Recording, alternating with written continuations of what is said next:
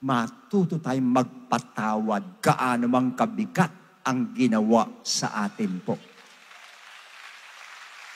Magpatawad kayo. Kung hindi, hindi rin kayo patatawarin. Dapat if somebody hurts you, inoffend ka, by faith, you can easily say with all your heart, I forgive you, my wife. I forgive you, my husband. I forgive you, my son. I forgive you, my daughter, my friend, my relative, my brother, my sister. I forgive you. Dapat mabilis din tayo magsabi ng ganon.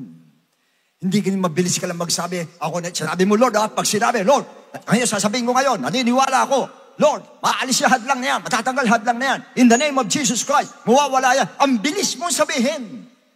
Bakit hindi mo masabi pagka, I forgive you. I have forgiven you. Huwag kang magalala, pinatawad na kita. Huwag kang magalala, naunawaan kita. Bakit hindi mo masabi ngayon yan? Why? Your faith. Yung faith mo. Doon sa mga naka-offend naman, hindi mo masabi, please forgive me. I'm so sorry. My wife, my husband, my son, my daughter, my brother, my sister, please forgive me. Patawarin mo ko. Sorry talaga, sorry talaga. Ba't hindi mo rin masabi agad yan? Alam mo na nasaktan, hindi mo masabi. Why? Your